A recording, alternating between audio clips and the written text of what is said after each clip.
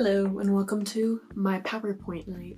I'm going to be talking about feminism in film, inspired by It Ends With Us. Now, I won't be getting too deep into the actual drama and legal drama of what's been going on. I'm sure there are already plenty of incredible videos on that if you aren't up to date. I'm more talking about feminism relating to this issue and the movie itself. Justin Baldoni, director and producer of the movie, along with Jamie Heath, who's a lead producer and works with Justin Baldoni's production company Wayfarer Studios that produced It Ends With Us. These two men position themselves as feminist allies in the Me Too era, but now they express their fears that Blake Lively's allegation of sexual harassment would become public and taint them.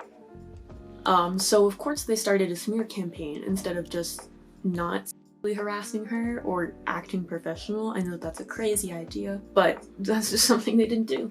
I found this really good quote from an article from independent.co.uk. The journalist said it shouldn't be on women to outline what constitutes inappropriate behavior. That is 100% true, but unfortunately reality that pretty much any minority in a room full of non-minority spaces, it usually unfortunately ends up falling on their shoulders to educate the ignorant people around them, or they feel like they have to do that. According to the lawsuit that Blake Lively submitted, Baldoni claimed that he was making the film through the female gaze. And in another scene where Blake Lively detailed sexual harassment she'd experienced around him, his response when confronted was, "I'm not even attracted to you."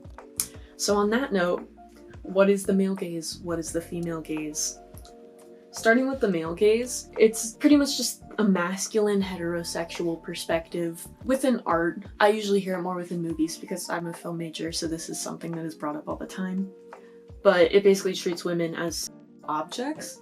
It was popularized by Laura Mulvey in a 1973 essay called Visual Pleasure in Narrative Cinema. There's so much that goes into the male gaze besides just like writing. It also includes the way bodies are framed in a shot, the way the camera moves, and it teaches us as the audience to look at women the way the patriarchy already does. Which I'm going to assume you're familiar with the patriarchy. If you're not, it's man the best and good, women be submissive and listen, in a nutshell. I'm going to compare Megan Fox in Transformers in 2007 and Megan Fox in a different movie to really give you a clear picture of the male gaze versus the female gaze. In this picture, you can obviously tell in the movie she's overly sexualized. The camera focuses on her body a lot. Her character knows a lot about cars, but she doesn't want to step over men or make them feel bad because she knows more than them. It was directed by a man, Michael Bay, and written by several men. Alternatively, the female gaze is the female view of the world. It focuses on wholly realized women found on screen, particularly in ways they are not afforded by society, the patriarchy, and the male gaze. This means viewing women less as objects and trophies for another character to win, but rather as fully expressed, complicated, and autonomous people. Crazy thought. Crazy idea. Women as people. So I'm comparing this to Jennifer's Body, one of my favorite horror movies. In this film, Megan Fox's character is still attractive. She plays like a hot, popular teenage girl, but she uses this to her advantage and really just takes advantage of how people view her because of how she looks and her role in society. This film explores the complexities of female friendships between her and Amanda Seyfried's character Needy. She's more powerful than the men around her, which threatens the entire stability of the patriarchy. This film was directed by a woman, Karen Kusama, and written by a woman, Diablo Cody, who also wrote Juno and more recently Lisa Frankenstein. Another really good comparison, you may hear of the Megan Fox comparison or this comparison very often because there aren't a lot of direct apples to apples comparisons where you can look at this. This is one of the craziest side-by-side comparisons, one of the best if you're examining the male gaze versus the female gaze, because it's not just Margot Robbie playing two different characters or two different Harley Quinns. It is Margot Robbie playing Harley Quinn in both movies. This one on the left and on the top here is the original Suicide Squad, and this is from Harley Quinn Birds of Prey, which was Harley Quinn's more solo-focused movie. As I had mentioned in a previous slide, framing plays a big part in what type of gaze a movie is in or any piece of art. For example, this is a shot from the original Suicide Squad, and whatever's in the center of the frame is supposed to be what the viewer's focused on. And in this shot, the center of the frame is her chest. The center of the frame is her face.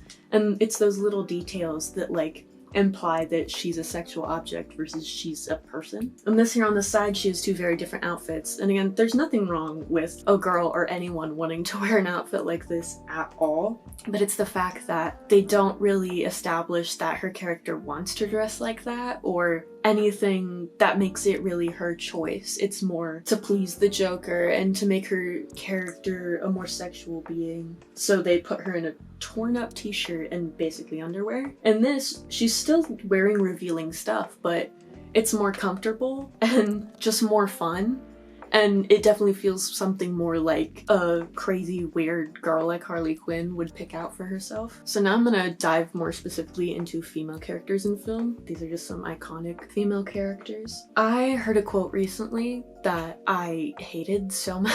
It was from Jodie Foster, and she said, "I always say my favorite female director is Jonathan Demme, who is the director of Silence of the Lambs, in which she played Clarice." I think that quote is absolutely ridiculous because, okay, yeah, he created a great character, Clarice, the male writers wrote a good character, and he may have directed her in a way that treats her like a human, but to me that's the absolute bare minimum, and I don't think we should be like applauding and raving over men who do the bare minimum in this situation. Like, great, you treated a woman like a human, you treated her character and wrote her character like a real human person. I don't think you should just like get a cookie for that. But Silence of the Lambs has many issues that I could go on about, including the fact that it perpetuates transphobia. You may notice that I'm not really getting into intersectionality in this video. It's very cisgender heterosexual focused, and that's more just because for the purposes of discussing It Ends With Us, Blake Lively and Justin Baldoni are cisgender heterosexual people,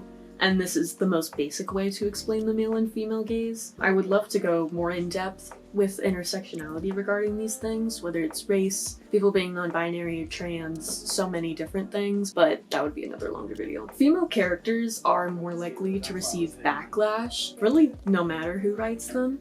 For example, Captain Marvel, that movie was not received well. I personally didn't like it. I felt like the writing wasn't good. And I realized I think part of it is they were so focused on making this big female superhero like tough and strong that she almost felt almost robotic, I guess is the best word I could say, to me personally. Or similarly in a Marvel movie in Avengers Endgame, there was that whole scene of all the female characters banding together, which is cool, but a lot of people called performative empowerment, which there's clearly a good case for. I mean, putting one scene of all these women in a movie versus you didn't give Black Widow her own movie for years. And even tying back to Jennifer's Body, it absolutely flopped at the time it came out in 2009 because they had marketed the movie towards men when it's fully a feminist horror film about Jennifer killing boys. So basically, no matter what a female character does or how she acts will likely be receiving some backlash from our society because we live in a patriarchal society and it's so male dominated that their voices are often the loudest. Or even people who are not men have just kind of been raised to have these beliefs about women. Female characters through the male gaze do not disrupt the patriarchy, which is why they don't usually receive as much backlash. Like, you don't hear men complaining about Megan Fox in Transformers. They love how hot she is.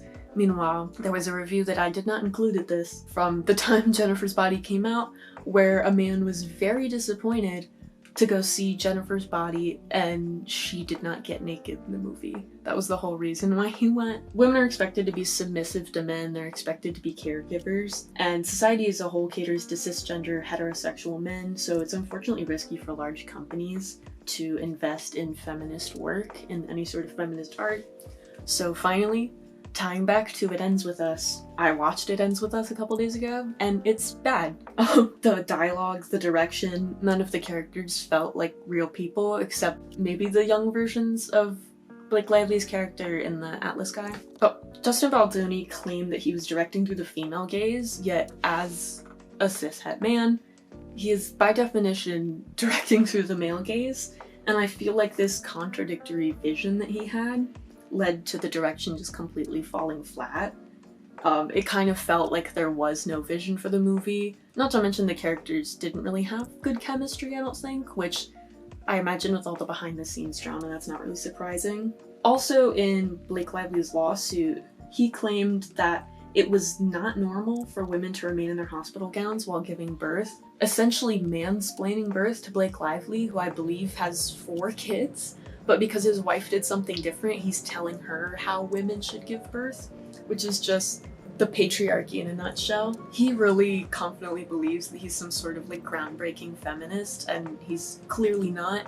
He's absolutely been performative. My favorite TV show in the world is Jane the Virgin, so I've been familiar with him for years now and had a positive opinion of him. This has completely flipped that on its head, and I see that none of that was really genuine, or it absolutely came from the wrong place. The quote about him directing through the female gaze was a statement he allegedly made while explaining why he wanted to extend and improvise the intimate scenes between their 2 characters, which that makes 0 sense. Being like, oh, your character should orgasm because this is for women.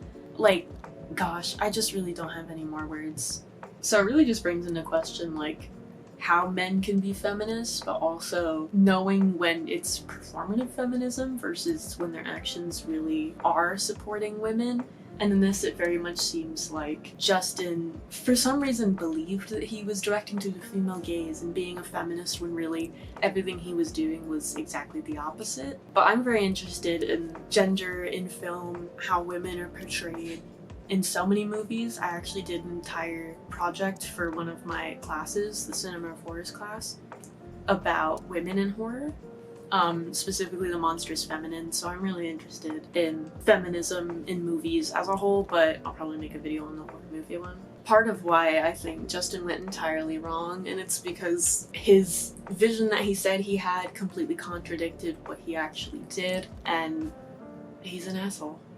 I don't know. That's the summary. I don't even really have a great summary, just he sucks. The movie isn't good. I don't recommend it. But I also don't know how much of that was just like the source material. But like I said, some of the direction wasn't good either. And that's fully on this man. So bye, see you next week.